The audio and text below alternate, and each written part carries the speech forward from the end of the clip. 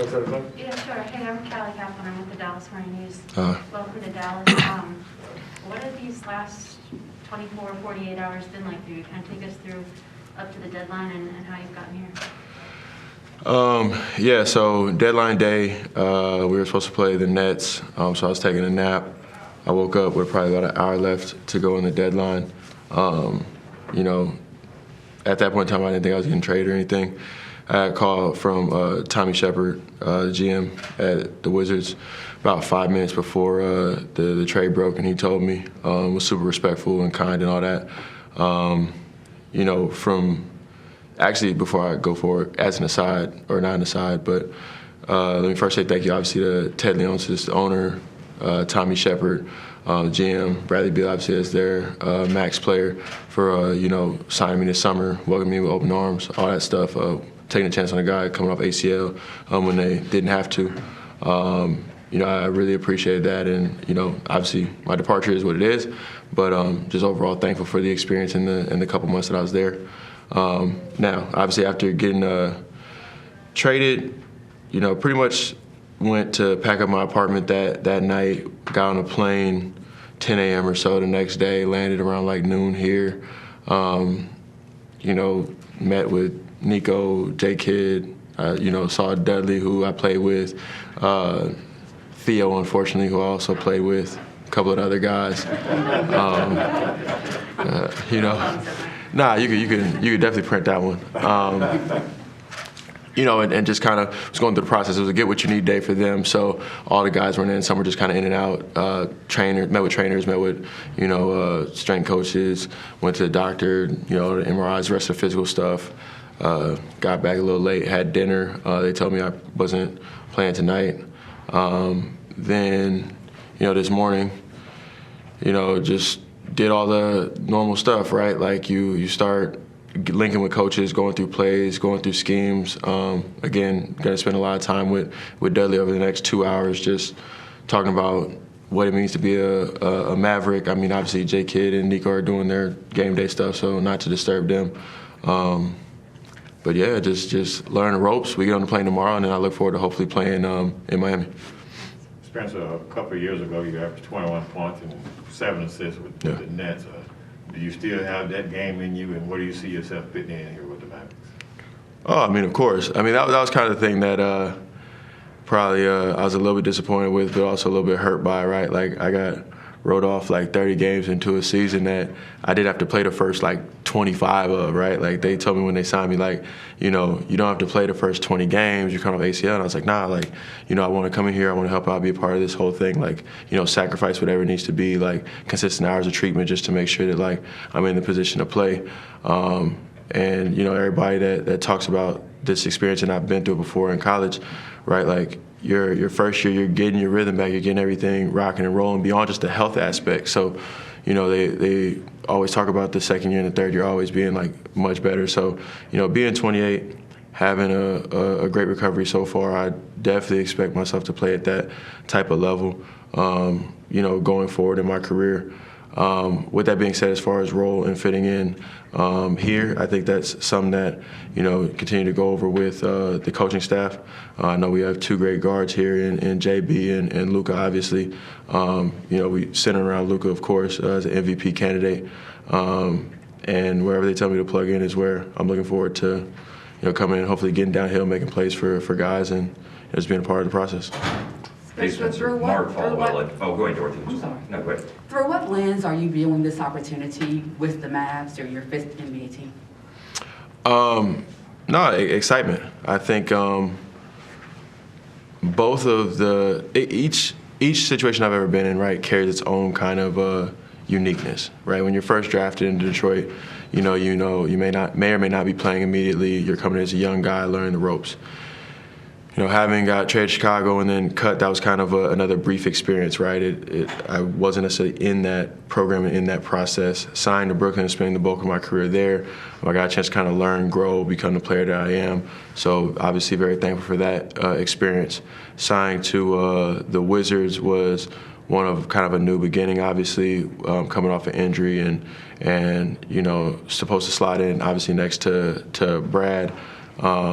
And then with this one, it's another kind of mirror to DC in that situation in terms of like, you know, same year, same age, obviously still coming off injury, et cetera, like, you know, signed to a new team, new fresh start, new beginning, a big-time player at the guard position that I'm going to be playing with, of course. And so I view them similarly. I just obviously hope that it becomes a long-term home and, you know, we're able to win a lot of basketball games. Hey, Spencer, I'm Mark Followill at your TV play-by-play. Question for you. I think this is your first midseason trade, so you may not have much to compare it to, but you mentioned a minute ago that you played with Jared Dudley and, you know, Theo, and I think, you know, Mark, I think you have this relationship there. Yeah. Just kind of curious about some of the connections that you already have here and how you anticipate that might ease the transition. It's got to be tough. Obviously, changing teams in midseason. Just wondering what your expectation is of your already established relationships. Yeah. To your point, never done this before, so it's a new experience. Really just trying to learn on the fly and make sure that I don't break rhythm for any of the guys that, you know, are already in the rotation, already playing. As far as people that I know, you know, just going to rely on them heavily, right? Like, you know, Dudley's obviously a coach. Theo is one of my good friends. You know Marquise Chris from just kind of like college, being a Pac-12 guy, played against Dwight Powell, actually dunked on him. Pull up the old clips, probably like 2013. But yeah, no, for real. So you just you know, rely on the guys that are here and established and try to learn. Like I said, you're just trying to break rhythm. We're in the playoffs right now. Obviously, we have levels that we want to go to that are higher than where we are, but, you know, it's not like, you know, we're the 12th seed or, you know what I'm saying, something like that. So you're not trying to reinvent the wheel or anything. You had a lot of success a few years ago in Brooklyn in that six-man role. How do you feel about going back to that type of role? Yeah, I mean, whatever role they ask of me is what I'm going to come in here and do. Obviously, like I said again, right, like it's a mid-season trade. You know, you don't want to break up the rhythm that the team already has. So you got to figure it out on the fly. Did you lobby at all to play tonight? You know, I don't want to miss any games. I mean, I think I showed that kind of when I showed up to DC, right? Like when I had the option to, like I said, miss first 15, 20 games and chose not to, chose to play in every game possible. Obviously the back-to-backs were like a medical thing early in the season, but, you know, that's the way I am and I want to play every time I can. Also, so how did you and Theo forge a bond? Oh man, he's like my rook, man. Like, you know, when I was in Brooklyn, obviously I was one of the more established guys there, just from having been there. The time period that I had been, like, I think me and Joe at one point in time were like the longest tenured Nets. You know what I'm saying? Before obviously like the Kyrie and KD stuff, right? So, you know, when that happened and Theo was on the team, he was just one of our young guys, and you know, his personality is infectious. He's got amazing bench energy and has a great IQ for the game. And so, you know, people respect that around the league and just love having him around. It really boosts morale as a whole. All right, we're going to have to zoom real quick. Oh, yeah, what? I'm Chuck Cooperstein. I do our radio. Well, good to see you. I was wondering, just ultimately, is it just basketball? I mean, are the Mavericks doing things that are like more difficult to pick up? I mean, is it something, or is this just something you think you really should be able to pick up on the fly here pretty quickly?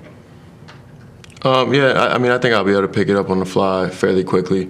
Obviously, each team has its own wrinkles, but to your point, like, overarching schemes there's only like 5 different ones, really. You know what I mean? You kind of scheme to your personnel, and then, like I said, it's about creating that chemistry and blending with the group that's already established.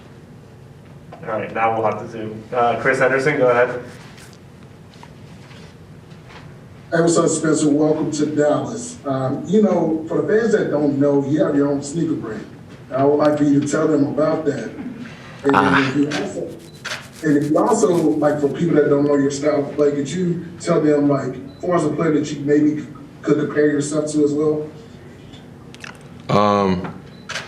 Both those questions are tough. So here's the thing. I don't actually have my own shoe anymore. 361 bought me out. So it's a shoe company that also has, like, Aaron Gordon signed to them. That just happened this year. So I did have my own shoe the past 3 seasons.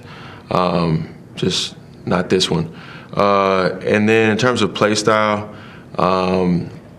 again, I think it comes down to how I'm supposed to play with the group, number one. which actually I'm probably going to go over in the next like 20 minutes or so. But beyond that, just pick and roll, get downhill. I was fortunate enough to play with a lot of, great big men and also great shooters as well. So, lobs, making plays, spraying out for threes, Joe Harris, Jared Allen, DeAndre Jordan, those guys. So, yeah, it's just, be aggressive off the pick and roll and look to make the right decision is what I'm going to try to do mostly. All right, then we're going to do one more and get you going. Landon Thomas, go ahead. Hey, Spencer, welcome to Dallas. Thank you. One day you are the 11th seed in the East, and the next day you're the 5th seed in the West, fighting for home court advantage.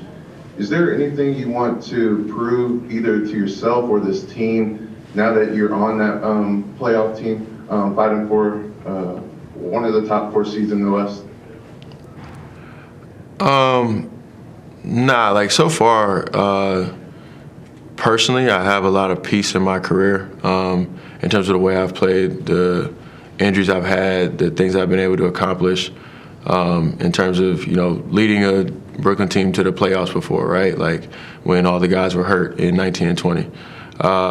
But in terms of like this year and what we're proving collectively, like you said, we're fighting for home court advantage, trying to take the next step in growth as a unit, as a roster.